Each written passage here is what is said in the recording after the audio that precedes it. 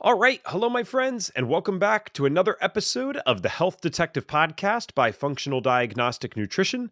My name is Evan Transu, aka Detective Ev, and I will be your host for today's show, episode number 330 of the Health Detective Mm. Podcast. And we're talking about a topic that is wildly important in my area, definitely important in other areas around the country and world as well. I say other country, but we have many people listening outside of the US. So I'll explain what we're talking about in just a second. If you are watching live with us or you're watching the recording afterwards with video on YouTube or Facebook, I don't want you to think I don't need a comment in the chat saying, Ev, you forgot to turn on your light behind you. I had a recording this morning and it was all good. And then I tried to click it for this one and my light's out. So we'll just have to deal with this today. And we will get right into this one. We're talking to Dr. Bill Rawls, and for over 30 years, he has dedicated his life to medicine. When a health crisis in his early 40s abruptly changed his quality of life, he came face to face with the limitations of modern medicine and began to explore the vast possibilities of alternative treatments. Restoring his health through holistic and herbal therapies inspired him to share his revelations on the importance of cellular wellness. Today, he works to bring life and vitality to others as he helps them establish their own paths to wellness through modern herbology. He founded Vital Plan along with his daughter, Braden. Is it Braden? Am I pronouncing that correctly? Correct. Yes. Okay. And serves as medical director. The company provides a science backed system of herbs and key nutrients proven to defend against cellular stress and promote lasting wellness.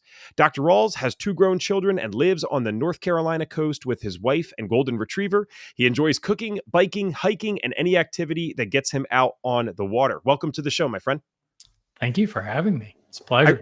I realize I teased that this was a relevant topic that I didn't even say precisely what it was because it's more than just cell care and cell healing. A huge part of Dr. Rawls' story is Lyme disease, and I'll let him talk more about that. But the reason it's very relevant to me is because Pennsylvania, as it turns out, I didn't even know this until somewhat recently, the last few years, is one of the worst states for Lyme disease. The ticks are crazy up here, and it can obviously come in other insects as well. But I looked at this data and it measured basically the prevalence of Lyme disease in deer ticks up here in different counties of Pennsylvania.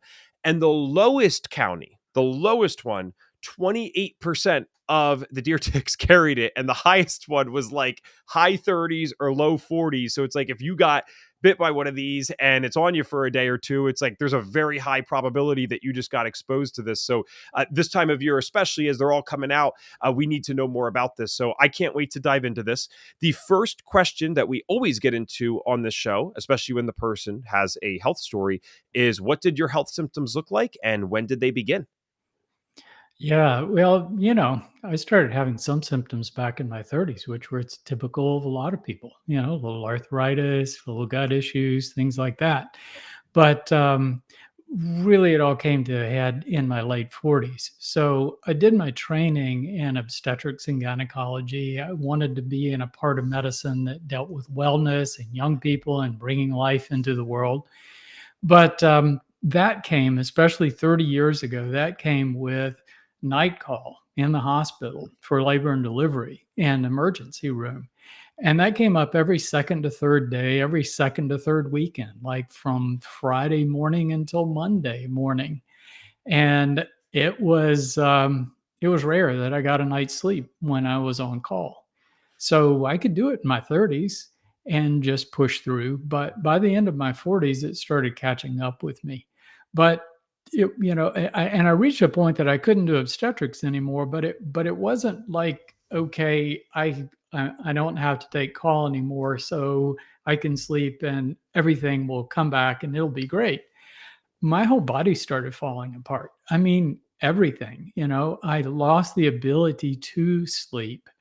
My joints were falling apart. I had heart symptoms and brain symptoms. I mean, literally everything. And went to conventional doctors, of course. Didn't find much relief there. Drugs for symptoms, but all the labs weren't quite bad enough to really define a specific illness. So I identified with fibromyalgia because it was really the only thing that fit. And if you have that diagnosis, you know that the most you get from the medical system is basically drugs to help with symptoms, and that's about it. So I wasn't satisfied with that. So like many people with fibromyalgia, I kept looking, and I had Lyme disease in the back of my mind. First tests were negative, but finally I found out I was carrying some of those bacteria. And long story short, I thought that was the answer. Took antibiotics, got sicker instead of got better, and eventually turned to herbal therapy, got my life back, and changed my entire career. And that departure from conventional medicine, I guess it occurred about 15 or 20 years ago, and everything that I've done since then has been quite different. And I really have a passion for exploring why the herbs work, what this thing is we call chronic Lyme disease, and how we can best help people. Awesome. So I know I want to personally make sure we spend the due time on everything that you've learned, but such an essential part of the show over the last 3 years and change has been the story. So I just want to dissect a few more parts, if I may. One thing I'm really curious about is what was your perception thought wise while you were going through this? Because I don't know you that well, right? For all and neither does the audience, for all we know, you might have been a very open minded person to alternative therapies. But I know for a lot of the traditionally trained Western medicine folks that we've had on, some of these things were incredibly hard to comprehend, that they were the ones getting sick and that this was happening to them. So I have to ask, as you were getting this diagnosis of fibromyalgia and seeing that, hey, I'm still getting sicker, even though I'm trying to back off some of the work stuff, what was the thoughts behind this? What were you feeling at the time? Well, yeah, at that point, like a lot of people, just frustration and confusion and anger and depression and everything else. I mean, I wasn't even 50 and I was seeing my life come to a screeching halt. And I never declared disability. I basically stopped doing obstetrics. I had to leave the practice that I was in. I started a primary care practice that didn't require the night call.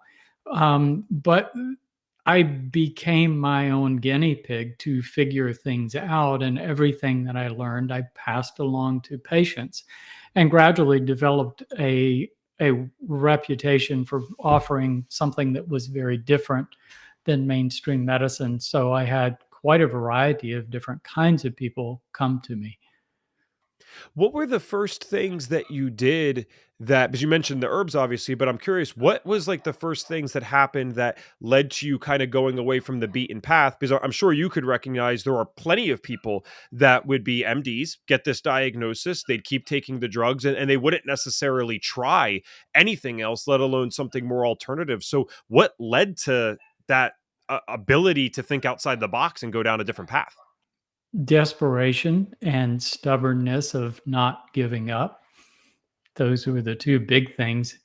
Recognizing that I had reached the end of what conventional medicine had to offer. And quite frankly, I was a little bit already there because in medical school, I watched patients that were being managed for chronic medical conditions and they basically just never got well. They ended up in a state of chronic managed care that they ended up on medications for the rest of their lives, but they didn't get better.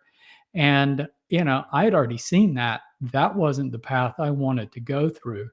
So it was really defining, asking different questions. So, I think what we do a lot in conventional medicine, especially when you look at chronic illness, is we define how the patient is ill. We gather evidence, the labs, the diagnostic protocols, to define the diagnosis. And everybody considers that diagnosis golden because that defines the therapy. Well, medical therapies treat the manifestations of illness.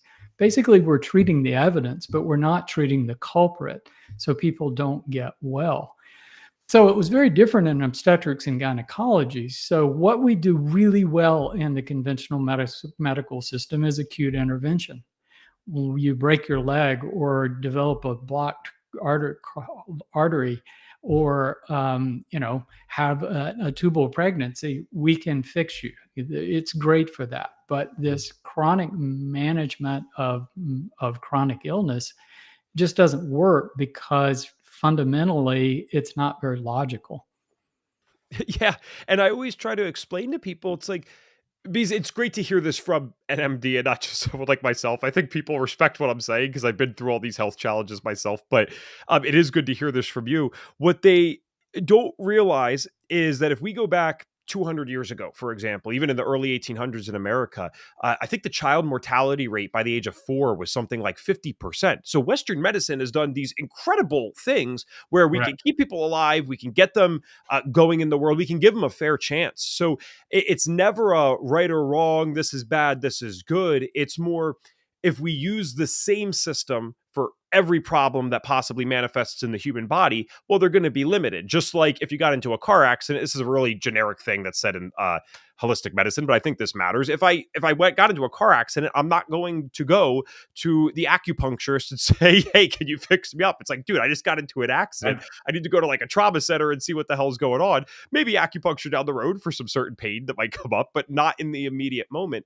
So it's just learning to use these things at the right time. So I really, I seriously, I have a huge, maybe you don't see it in yourself, but I have a huge respect because I've talked to so many people. So there's something interesting to me about someone that was so deep in this, literally doing it as work, and able to see outside the box and ask those questions and not accept this as an ultimatum or fate. And then not only does it help you, I mean, my God, look at what you get to do for work now. You get to use the story to help other people. So, all right, let's dive in then to the information side of this. I think again, we probably could spend forever on the story itself, but I think it's actually the most important parts. You've actually been here with us where many of us have experienced some of the shortcomings of Western medicine, despite all the many amazing things, and you had to get creative. So you mentioned the herbs multiple times when I was on your website. That's a huge thing that you talk about. So I don't even actually, unfortunately, know the best question to ask to start with that. Let's just dive into that topic. What is it that you learned here with herbs specifically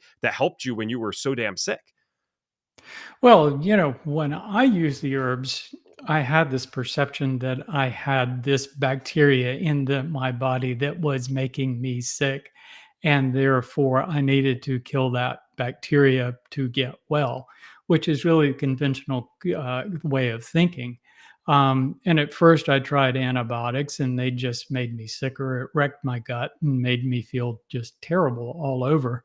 Um, but then I started on the herbs thinking, well, I was using these really potent extracts of protocol that had been defined for Lyme disease. And I thought, well, if I take these herbs and they're actually working, they're going to wreck my gut just like the antibiotics. They didn't. My gut got better. And then there was the question, well, are they really killing the microbes? But then everything started getting better and all my symptoms started getting better. And it really defined exactly, what it answered all my questions and really solved the problem. And it's only years later that I really defined that they were really the perfect solution to the problem. But now I understand that problem much better than I did before. So really, before you have to talk about the solution, you need to talk about the problem. So if you'd like to do that, we I was can. let's do that. All right. So everybody, you mentioned, well, a third of the ticks in Pennsylvania carry Lyme disease, and it's true. Some ticks carry Lyme disease, the bacteria called Borrelia. Other ticks don't carry Borrelia. So those ticks that don't carry Borrelia are okay, right? Right. No. Um, when you look at this thing, 50 years ago, nobody had ever heard of Borrelia. And we didn't even know what Lyme disease is. So now we seem to be having this explosion of Lyme disease, right? But if you look back, people have been having the bullseye rash. It's been reported for hundreds of years. And what I can also tell you is I'm fourth generation physician, and we didn't really treat chronic illness at all before about 1970. And I used to go on house calls with my grandfather when I was young. And he carried around his black bag. He had penicillin and drugs in there for symptoms, acute intervention. But there were all the ways these just sick people, and nobody really knew why they were sick. and they never got better. And he didn't have anything to offer them but things that might alleviate their symptoms. So I would suggest that we're not having an explosion of Lyme disease as much as we're having an explosion of awareness. And when you look at that bacteria, it's one we know about. So I wrote a book called Unlocking Lyme in 2017. At that point, they had identified 12 species of Borrelia worldwide that could cause Lyme disease. Now we're up to 21. So we're accumulating more and more evidence of what's out there. But then people with chronic Lyme are tested, and well, they've got Bartonella and Babesia and Anaplasma and Rickettsia, and they've got Epstein-Barr virus and Mycoplasma and Chlamydia. And they tested one tick species and found they were carrying over 237 different families of bacteria. That's thousands of potential bacteria. And we don't know what most of them do, and we don't understand their potential to cause illness. But what I'll also tell you is these are low-grade pathogens. That surprises everybody. These are low-grade pathogens. They have a low potential to cause acute illness. That's the problem. So the difference in a high-grade pathogen and a low-grade pathogen is how badly it can make someone sick when it first infects their body. Ebola is a high-grade pathogen. Everybody that's exposed to Ebola becomes very, very, very sick. So if that thing gets in your body, it's going to make you very sick. The reason is because we don't have any built-in immunity because humans haven't really ever been exposed to Ebola.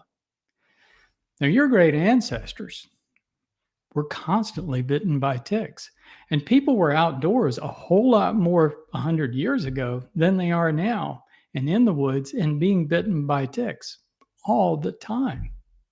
So why are we having more Lyme disease? So these microbes have been there.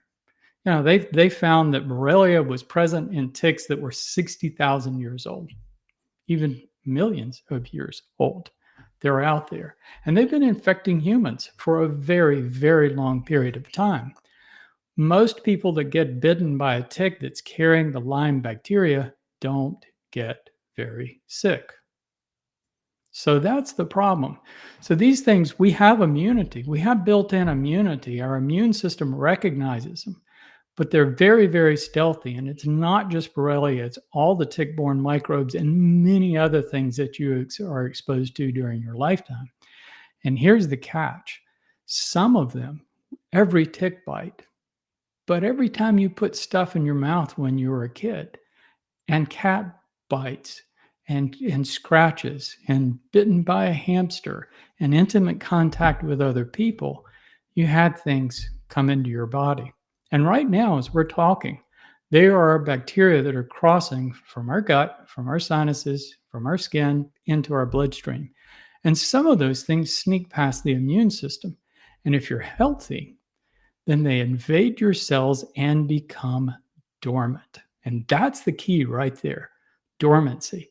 So dormancy is a mechanism that all bacteria, all microbes, protozoa, viruses, everything have the ability to go dormant if conditions aren't favorable for microbe growth. So they can just go dormant in your cells, in your brain, your heart, your joints, everywhere. That's what happened to me. I picked these things up when I was a kid. They didn't really surface until much later. So they can stay dormant. But then if your body is stressed by a modern lifestyle, not sleeping, bad diet, always on the run, always pushing that stress button, exposed to all the environmental toxins and everything else we are, then these things reactivate. And when they reactivate, they start breaking down cells throughout the body and turning them into food to grow more microbes. And that's what's going on with chronic Lyme disease. But it's also going on in a lot of other illnesses. I was aware of a provider that sees a lot of MS patients, and every single one of them tests positive for Borrelia, but also Epstein-Barr, Mycoplasma, Chlamydia, all these other things that we're typically finding as co-infections. You find them in dementia. Borrelia has been found in breast cancer cells. So all these microbes, they get around, and if your cells are healthy, if you have good health, then they can stay dormant. So if we took everybody in Pennsylvania and chopped them up, because that's about the only way you're going to find it. Because if the microbes are dormant, you can't. The test isn't positive. If we chopped everybody up and looked inside their cells, I bet you a very high percentage of people would have Borrelia and a lot of other stuff inside their cells of their body. So that's the microbe story, but it's also the story of all chronic illnesses. All right, this is super interesting. And I want you to correct me if I'm wrong here, but I was trying to find another way in my head to connect this to myself and to the audience. I know you don't know my story. The long story of it is, or short story of it is, I had all these different health conditions as a kid, got into this stuff, and thankfully was able to resolve it. But when I was a kid, we have 20 kids in a class. You're seeing them every day. You're sitting on top of each other, basically. The desks are all super close together. And I'd watch myself. I'd catch 4 or 5 colds a year easily. I'm on antibiotics once or twice a year minimum, probably at least 20 something courses by the age of 18. My parents and I concluded for sinus infections or other things. And, especially the colds, they would be looked at as contagious things, like you should be able to spread them to the person sitting next to you. And yet I found, some kids in class were getting sick all the time like me, but fewer than not at the time that I was in school. I'm sure it's changed a bit now, but most weren't. And then one of the funniest things, we made a joke about this when I was a kid because we didn't understand all this health stuff in my household. My dad, who works outside his entire life, he's always done landscaping. He's always in the sun. He looks like literally a different ethnicity than all of us because he's so much tanner than everyone, but he's been doing this for decades.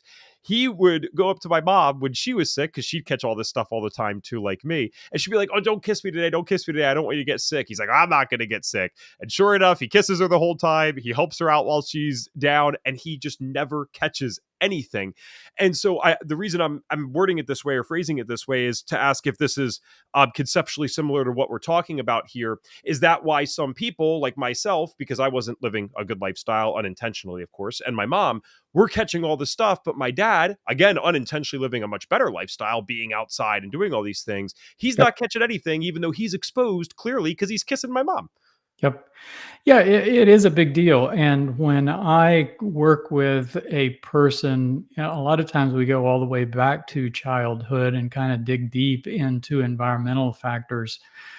So when you look at all chronic illnesses, and we can relate this to cellular health, but there are really only 5 categories of things that cause all chronic illnesses. Um, Poor nutrition, dietary stress, or nutritional stress, toxic stress, and that can be environmental chemicals, mold, sometimes radiation, EMFs, that sort of thing. It's mental stress, not getting sleep, being stressed all the time, pushing the stress button. Physical stress factors like trauma or overexertion, but also underexertion. We really need to move to generate blood flow to flush toxic waste from our cells. And that fourth category is microbes. And that's kind of a double-edged sword. It can be, like an acute infection, but then it can be all these dormant microbes that we collect. And this is it's being called the dormant blood and tissue microbiome. There's actually some studies published on PubMed that describe it. But this is something that we're starting to recognize that everybody has. It's hard to define it because if microbes are dormant inside people's tissues, chopping up healthy people to see what they have in their system just isn't something that we can practically do. So we have to get at little pieces from and over time. So this is something that's evolved over about a decade that we're starting to piece together this puzzle and start to understand it. But once you understand it, it explains everything. And we start building our microbiome, our total microbiome, gut, skin, but also our tissues early on. And there's evidence that the amniotic fluid and placenta actually have a microbiome. So that transfer of microbes starts in utero. And so your mother's health when you were born, your delivery, what happened around you during that time can have a bearing on what your childhood risk is. How vaccines, how antibiotic use, and things like that fit in. We don't know all the details, but it's definitely going to influence that microbiome that you're building. And sometimes we're actually too clean with things that we need to be exposed to certain kinds of things that we aren't anymore. It's like, you hear a lot about parasites. Well, a certain amount of exposure to parasites or worms actually is essential for a healthy immune system to prime your immune system to all these things. So all of those things are factors. Okay. Yeah, I guess I'm instantly comparing because I've thought about this before to some degree. I'm comparing it to my grandmother on my mom's side started getting sick at like 27. So she was probably one of the first waves of people to actually get diagnosed with type 2 diabetes. It was like very early on. And then so that's around 27. Then she has my mom. My mom starts getting sick around, 20 years old. And then with myself, I was exhibiting symptoms already at 5 years old. And thank God, because of this information, I was able to kind of break the chain with this and we're reversing it together, especially my mom. She's right on Yeah, board that's with this. great. But you could almost see how like everyone started to get sicker a little bit earlier. And I remember at the time I had like many people, I guess, experience in this space, a very big victim mindset with this because I was looking around at all my friends at 10, 15 years old. I said, this isn't fair. And then as I started to realize why I might be sick, I'm thinking, oh my gosh, this is even worse. I wish I was the only person. I think I'm just part of a kind of first wave of people really getting hit here. And then sure enough, because I'm only 28 now, about to be 29, but one of my jobs, I speak in schools, I talk about mental health stuff. And Dr. Rawls, I'm sure you've seen this yourself. I go back to these schools now and it's like I'm in a different world. I'm like, how can we Yeah. only be 15 years apart? And it used to be that I was the weird one with health symptoms. And now I go talk about my health stuff to these kids. Half of them are like, oh, yeah, no, I have this. I have asthma. I'm screwed up in this way. Like they relate to my health story now when it was so rare back then, it's seemingly at least. So it's like clearly this is getting worse. And I think that proves exactly what you're saying, right? If it's those things that are contributing to the problem of all this, then well, you would think it's getting worse because most people don't know about it, and we're actively engaging in this modern world every day. So we talked about the problem, and I appreciate you going to that first because this was very important to talk about. I'd love to talk about some of the things that you found can help us solve this. I'm sure this is worth an entire book like you wrote or hours of podcasts, but let's get to what we can. How can we start to address some of this stuff if we're actively dealing with the illness? Yeah. Well, I think that's the big departure from conventional medicine, but also other forms of alternative medicine out there is I started asking, why is this person sick? And a lot of times it's not the labs or anything else that'll tell you. It's sitting down with the person and really going through, starting when they're childhood and looking at these factors. So my book is defined cellular wellness. Well, there's a reason for that because I came to appreciate that the key to understanding this is understanding the body at the cellular level. On conventional medicine, we treat it more like a car, and we break it up into systems. And we have specialists. We've got cardiologists and pulmonologists and all these different doctors, and they all only take care of their little compartment. And their therapies are directed at symptoms and other manifestations of illness, but they don't necessarily get to the root causes. But our body, the smallest functional unit, is a cell. And everything that happens in your body, whether it's your heart beating or thyroid hormone or anything else, it's done by cells.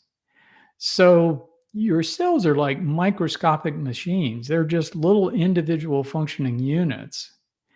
And the really cool thing about your cells is they can repair themselves. But to be healthy, cells need 5 things. They need the right nutrients, and that's a little different for different cells. But if you're eating a whole food diet, you're getting the rich diversity of nutrients that all of your cells need. It's like your thyroid cells need iodine, and your heart cells mainly burn fat. Your brain cells need a little carbohydrate for that fast energy. So if we're eating a whole food diverse diet, we're getting all those nutrients. Our cells need a clean environment. So one thing that's changed a lot is we have 8 billion people on this planet. When I was born, there were 3 billion, and most of them didn't drive cars. Now we've got 8 billion and 5 billion cars on the planet. And all those cars are polluting, and all those people are using plastics and all these petroleum derivatives. So we've got a lot of stuff floating around out there that's affecting our cells. So these things get in our system through our food, through water, through air, and they basically pollute our cells. I like to think of it like this. Your cell is like a little microscopic machine, and it's like throwing sand in the machine. It's going to run, but it's going to not run as well, and it's going to burn out faster. So we have that going on, and that we're all being exposed to that with high levels. We're not eating the diet we should, so we're not getting there. We're not sleeping. Average sleep in America is 6.5 hours, and it's because we've got schedules and deadlines, and we're pushing this and we're pushing that, and we're constantly doing things, and we're always on the go, and we're not leaving time for sleep. Where our cells need downtime to recover and repair, and that happens mostly at night when we're asleep. You don't get an 8 hours of sleep. You start your day with cells that are still basically haven't recovered from the wear and tear of the first day. So you're starting with diminished cells. Our cells need good blood flow. If we're not active throughout the day, then we don't flush the toxins and metabolic waste that our cells have to purge those things to stay healthy.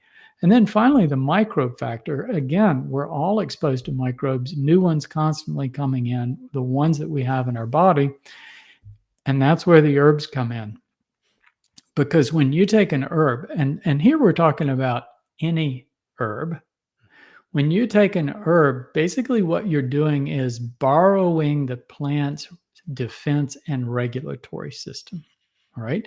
So plants are multicellular organisms. They have to protect their cells from free radicals and toxic substances and all these things that I've been talking about, and a full range of microbes, bacteria, viruses, protozoa, yeast, everything. They have to do that. All living organisms have to protect themselves from bacteria, even other bacteria. So all plants, all fungi, all animals have a defense system. Ours is cellular. We have a cellular immune system. We have white blood cells that are patrolling around. Plant is using chemical defense system. But it's not one chemical like an antibiotic. It's this spectrum of hundreds of chemicals. So when we take an herb, we're basically borrowing all of that. So we're protecting ourselves from free radicals, toxic substances. It even protects us from eating too much carbohydrate. So the herbs are doing a lot of things, just basically borrowing these defense systems, but they protect us from a lot of different microbes. Now, the thing that makes it different between an antibiotic and an herb is with the herb, you're getting a system that has a certain amount of intelligence. So what happened to me that was really interesting, and I've studied this, and there's actually some studies published that have proven this. When you take an herb, it suppresses pathogens in your system, but it doesn't suppress your normal flora. So antibiotics are indiscriminate. They kill everything. They kill your normal flora. So we actually depend on our normal flora in our skin and our gut and everywhere else in our body to produce substances that suppress pathogens. They're not doing it for us. They want more of the food. They're trying to cut out the competition, but it works for us, and we have a long-term relationship with them. So we need our normal flora. It's an important part of our defense system. Herbs don't destroy normal flora, so you can take them for a long time. So what you do with an herb is add on this level of suppression, that you're suppressing reactivation of dormant microbes and new microbes coming in. But it's not something that you just do like for 10 days and then you quit. I've been taking herbs for 15 years. Now, when I was in my recovery, I was using herbs with stronger antimicrobial properties. So all herbs have antimicrobial properties, but these had stronger ones. And it really has to do with the plant's natural environment and what kind of stress factors, including what microbes it's having to deal with. So some herbs may be better for some viruses, other bacteria, but they give us this full range of protection that's really cool. I don't mean to ask an ignorant question because it's not like I'm not a trained practitioner and it's not that we don't use herbs in some of our self-treatment protocols here, but I guess I just thought about this with the way that you worded it. If it seems that these herbs can have these very detrimental effects to the bad stuff and really no bad effect to the good stuff. You mentioned that you changed the strength of the antimicrobials you were using. I'm kind of curious, why would we not maintain then just some of the strongest ones? Because wouldn't it act as a defense mechanism long term? And again, I'm sorry if that's an ignorant question, but I'm just thinking if there's really no downside, why would we not continue to use some of the stronger ones? I've asked myself that same question because while I was recovering, I did use some of the ones that we deem stronger antimicrobial herbs at really high doses for a good while. Um, and then I kind of backed off of them. I still take some, but not quite at the same level. One, because I don't seem to need them to maintain the level of health. And two, just to kind of keep them in reserve, Mhm. Yeah, fair enough. when you really do need them. But I don't think there's a wrong answer to that with most of them. Now, all herbs, different herbs have different properties depending on the environment where their natural environment and what kind of stress factors they're having to deal with. So they do have different effects in our bodies. Some herbs, and I tend not to use them very much, have strong drug-like properties, and I tend to use herbs that don't have drug-like properties that are mainly just protecting cells and suppressing microbes. But like, for example, if you had a viral illness, you might want to take echinacea or elderberry. And a lot of people do, and they're great for viral illnesses. But they are immune stimulants, and you don't want to just keep pounding your immune system with stimulants. So most of the herbs that I use were what are called immunomodulators. They modulated the immune system. And what that means is overactive parts of the immune system, like excessive allergic reactions, they tend to tamper that down. Underactive, fighting those dormant, reactivated intracellular microbes, they boost that up. And so there's some good ones, and some of them are herbs, plants, some of them are medicinal mushrooms. Reishi and cordyceps are exceptional. Um, Other antimicrobial herbs, Japanese knotweed, Chinese skullcap, cat's claw, but others like garlic and ginger, they're really good. These are immune modulating herbs, so there's really not a penalty for taking them long term. And it is kind of a tough question because I look at part of it is quite frankly a little bit political, because if somebody looks up some of these herbs on WebMD, it'll say, "Oh, you shouldn't take these long term because of the effects." And but then I do the studies of the actual herbs and see how they've been used historically, and like, yeah, people use them long term, and they have all these wonderful adaptogenic properties. Yeah, why not? So it's not an absolute answer. Yeah, it's okay. I actually thought one of the most interesting parts of the answer that I didn't expect was the bringing up of echinacea and elderberry, because you think about this is one of the problems with some of the natural medicine stuff. Those things are heavily added to a lot of like the herbal teas and things that you can go buy at any store, and they certainly are sold as something that, oh yeah, just take it every day, it's a tea, who cares? But maybe there's worse things in the world. I'm sure there's more terrible habits to have than elderberry every day, but nonetheless, it's not necessarily something we'd want to do long term. So I get that.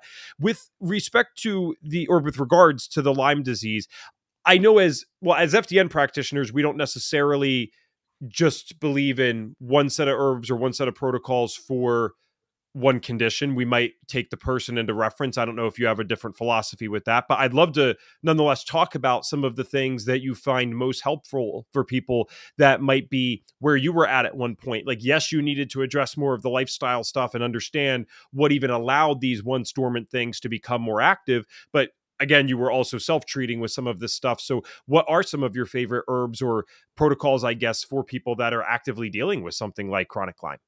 Yeah. Well, quite frankly, there are a lot of herbs out there, and I have a standard protocol that I use. But if someone told me tomorrow, oh, you just can't get those anymore, they're just not available, it's like, okay, I'll just use these over here. That's just fine. But there are reasons why we are using certain ones for Lyme disease, and it has to do with the fact that a researcher at Johns Hopkins in 2020 took a notice to the fact that a lot of people were using herbs for Lyme disease. So that researcher took a dozen of some of the commonly used herbs to see, well, do they actually kill this bacteria? And it was an in vitro study, like it was done in a test tube in a lab instead of in an animal model on purpose because they wanted to exclude any effect that the herbs might have on the immune system. They wanted to know, does this thing kill the bacteria? And interestingly, some of the top herbs that we have been using, some of the ones I've mentioned, Japanese knotweed, Chinese skullcap, cryptolepis, and cat's claw, these things actually killed the bacteria, both the dormant and the motile forms, better than the antibiotics that we're using for chronic Lyme disease. And that was really interesting.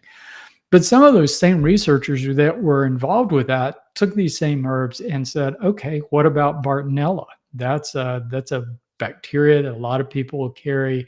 It's carried by pets, and it's another one of those low grade pathogens that a lot of people pick up. Um, what about this one? So they took the same herbs and it was like, wow, takes care of that one too, and it's a different kind of bacteria. Well, what about Babesia? A lot of people get that. That's a protozoa. Wow, they got that too. So it just shows some of the range these herbs have. And very interestingly, in 2020, when COVID was coming down the pike, and I was researching it, and everyone was saying, "Well, we don't have vaccines, we don't have drugs. Good luck." I started looking and saying, well, what herbs maybe? And there was a lot of information out there, more than I expected, because they had looked at herbs for the possibility that they could attenuate SARS virus with some of the previous SARS epidemics. A lot of herbs popped up, but very interestingly, some of the top ones, Japanese knotweed, Chinese skullcap, some of these same ones, andrographis, another one that we use all the time. So it just shows the really wide range these things have that makes them really remarkable. But all of those herbs are immunomodulators, not immune stimulants, and that makes them really more attractive in using them on something that's going to take a long time to treat. Because these bacteria and associated viruses, it's not like, everybody has this idea that I've got a bacteria or a few bacteria that are making me sick. If you have a chronic infection, what we do, and it's really not even an infection. So, if somebody defines themselves as chronic Lyme disease, they pick these things up along the way. It's rare that I have someone that says, I got a tick bite, I got sick, and I never got well. 95% of the people that I talk to don't remember becoming sick around the time of a tick bite. But they always have a perfect storm of other stress factors that came in their lives, right?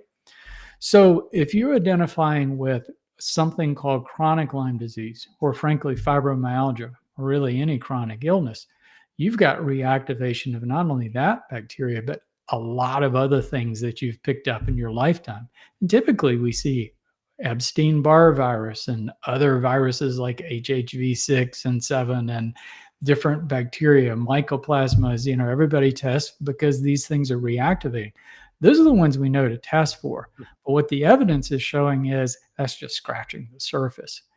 So I'm starting to call these things reactivation syndromes because it's not just that one bacteria, but it's growing very slowly. So here's the deal. Antibiotics work very well for fast growing bacteria. If you've got a pneumococcal pneumonia, take an antibiotic. But those bacteria turning over, they're doubling every 20 minutes. They're growing fast, and that's what the antibiotic depends on.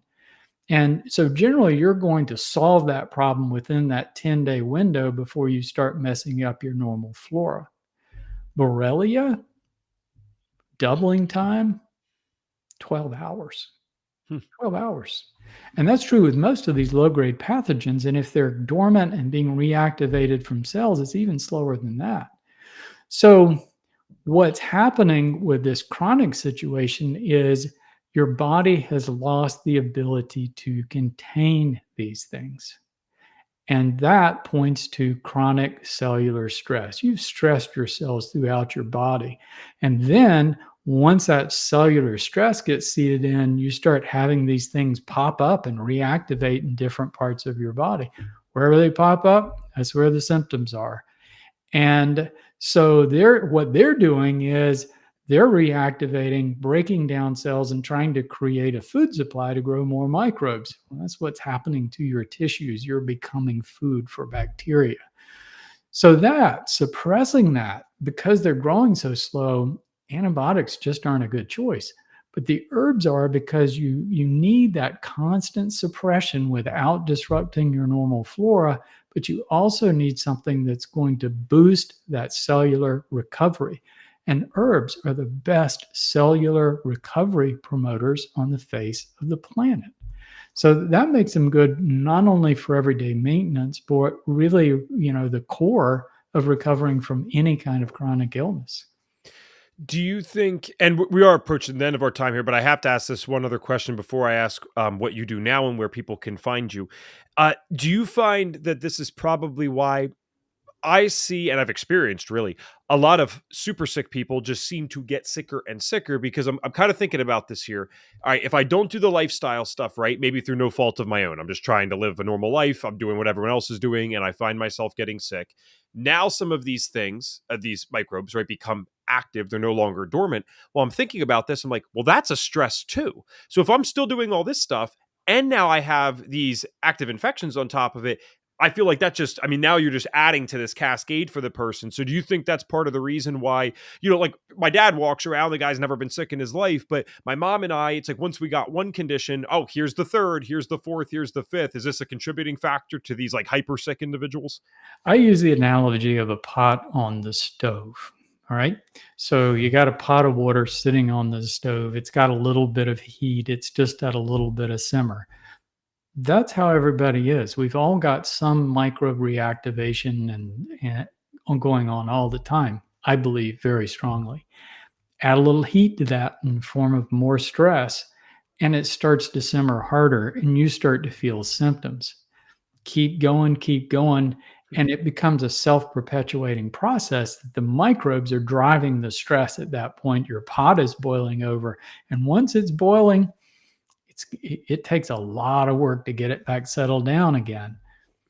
Yeah, definitely. Yeah, like that's actually a perfect analogy because if it is boiling over, what are you going to do? Catch it? It kind of burns. It's like that's when you got to do the deepest work. Is all right. Let's get this chilled out a little bit, and then that's the good news about natural medicine and functional medicine, which I love.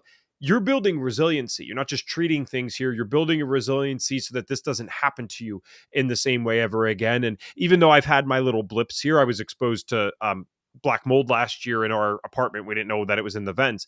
I got sick, yeah. And I'm not saying I would do that again voluntarily, that's for sure. But I can't even imagine how much sicker Evan Transu would have got 10 years ago compared to last year having some Right. resilience now. So this is an investment for the long term.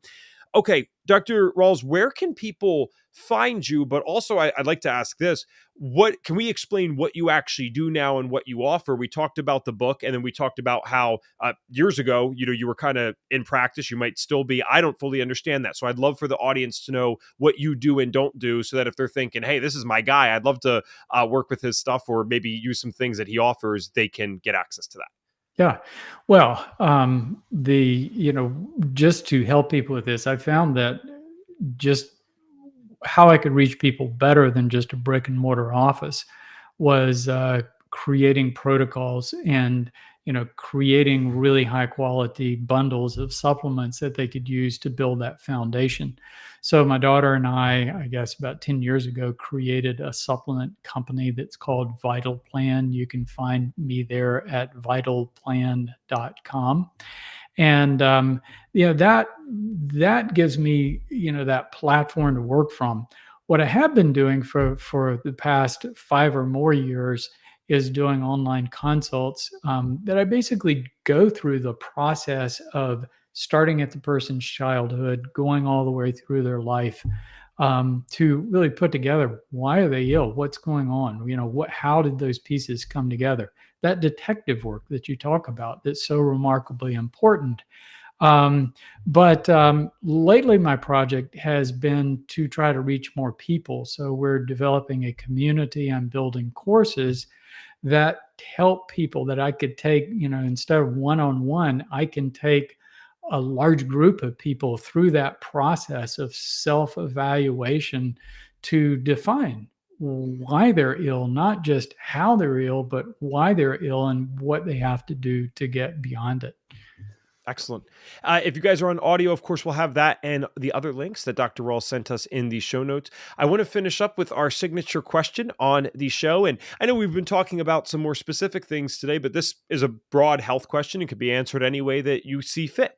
The question is, if we could give you a magic wand and you could wave it and you could force all of us to do one thing for our health. So that means you can force us to start doing one thing, or you can force us all to stop doing one thing.